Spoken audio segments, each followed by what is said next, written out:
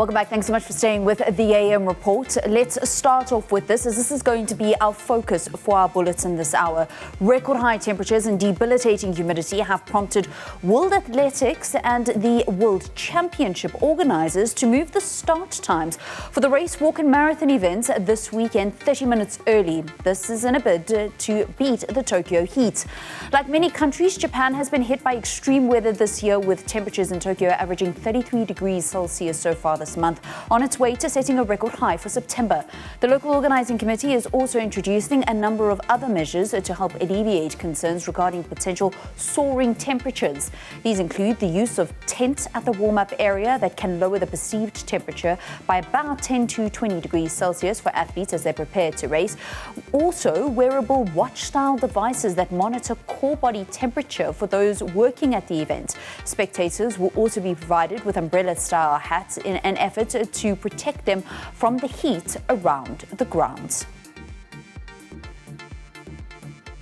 Well, this is our focus: extreme weather and its impact on sport. Now we move on to football and its potential impact on the beautiful game. From flooded stadiums in Texas to dangerous heat in Mexico City, football is already on the front line of the climate crisis. A new global report warns that nearly 90% of 2026 World Cup venues could face unplayable heat by 2050, while grassroots pitches where legends like Lionel Messi, Mo Salah first played are even more vulnerable. It's a stark wake-up call for the game. The findings also show that fans and players alike want football to be a leader in climate action. To unpack the research and the report called Pitches in Peril and what it means for the future of the sport, I'm now joined by the founder of Future for Football. Elliot, a very good morning to you and welcome to Newzroom Afrika. Thanks for chatting to us. Your report paints a really stark picture. What does it mean for next year's tournament, though? Yeah, hey, good morning, guys. Thanks for having me. I think next year's tournament, we're going to be seeing much of the same as what we've seen across this summer at the Club World Cup that took place across the United States. We saw games disrupted by storms. We saw games disrupted by extreme temperatures. We saw players having to take water breaks. Not only was the game being adapted in terms of how the organization of the matches was happening from an organizational perspective, but also we're seeing an adaptation in the way that the players are actually performing and the style of football that they play. It's not as intense as usual. So not only is their health being compromised and put at risk, but so is the value of the entertainment of the game as well.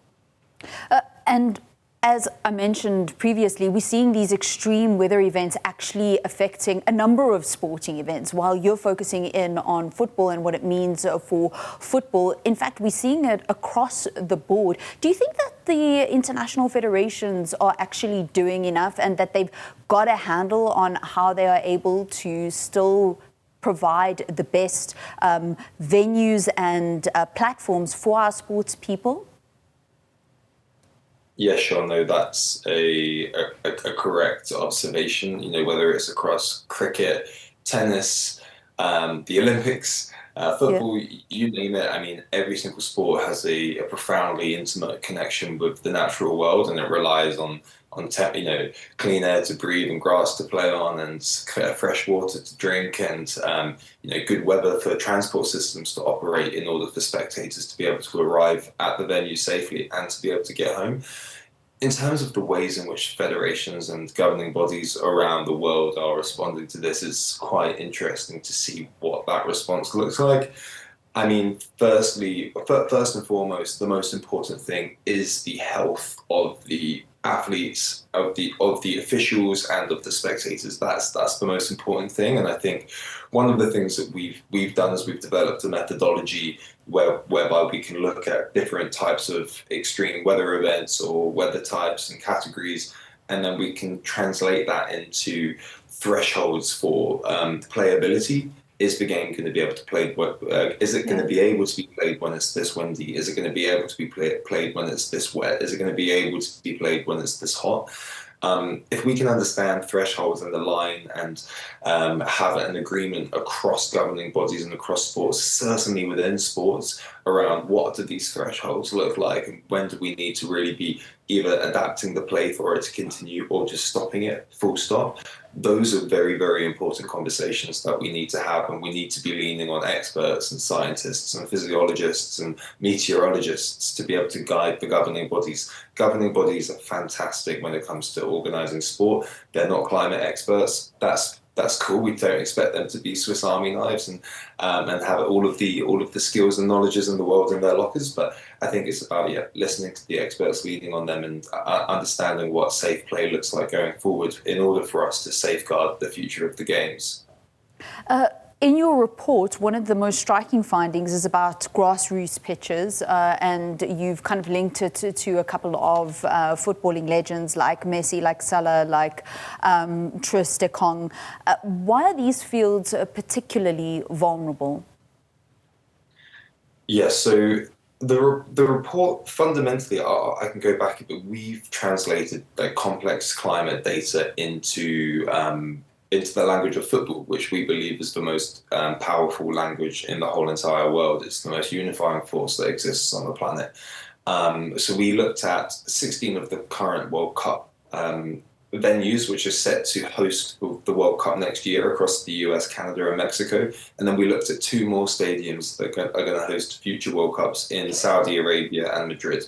So that was 18 stadiums. But that was very elite football focused and mostly biased towards North America. So what we did is we thought, how can we make this globally representative, and how can we make this representative of grassroots football and communities as well? So we thought, what better way to do that than looking at the grassroots pitches attached to 18 of the most iconic World Cup legends from all around the world. So we had the 18 stadiums, and then we thought, let's choose 18 World Cup legends. So as you say, we've got Serge Gnabry, we've got Tris de Kong, Mohamed Salah, Messi, Honda in Japan, Tim Cahill in Australia, Ronaldo, Mbappe, you name it.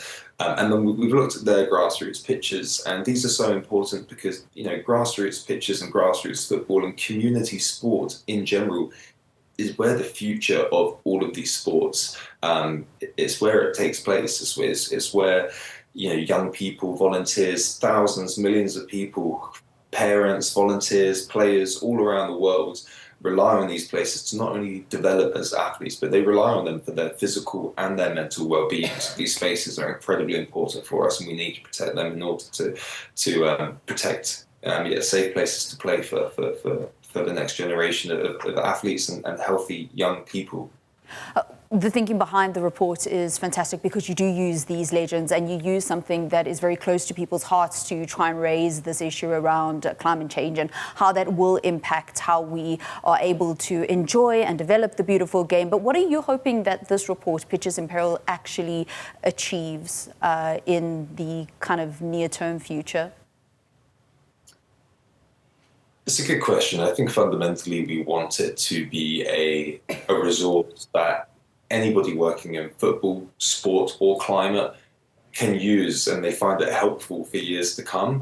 Whether you're a campaigner, a policymaker, whether you're a governing body, whether you're an athlete, or whether you're somebody who's curious in this space, we hope that the resource has something for you. It's got a lot of data, it's got recommendations, it's got findings, it's got stories in there, and all the rest of it. However, more directly, I hope that it starts some serious conversations about what does proportionate climate action look like, especially within the context of the opportunity of the 2026 Men's World Cup. This is going to be the most watched event in human history, and it's taking place amid an escalating climate crisis, especially across North America as well. I grew up in England, where some of the effects of climate change are not quite so obvious, but in North America, we had crazy wildfires in LA earlier this year. In Mexico, they've been having some incredible drought. In Florida last year, and Texas earlier this year, floods, hurricanes in Florida about a year ago. So the effects are pretty stark and there for everybody to see. I hope that there's an opportunity for FIFA, for the host cities, for players to really understand and acknowledge the extent of the climate crisis and say, look, we've got an opportunity that nobody else in the world is going to have for another 4 years. Let's use it to, every tournament says that they want to be more than a tournament. Let's really talk about what the legacy of football can be if it's executed in the right way to the potential that it can be, and that's to safeguard the future of the game and the communities that it depends on. We saw for the Euros last year, UEFA, they donated, I think it was a multi-million euro fund to support grassroots football in Germany, the host nation, to adapt. We want to see FIFA do something like that. We know that they have the power to, and they've got the finances to be able to do that. And there's a lot of support around them to be able to nudge them and help them to do that in the right way. And we also want to see governing bodies around the world match FIFA's net zero ambitions of 2040. This aligns with IPCC targets and the Paris Agreement. And we need to see governing bodies and leaderships all around the world, not only national governments, but big businesses and governing bodies across all industries make net zero carbon commitments by 2040 and show decarbonisation plans and strategies to outline how they're going to get there.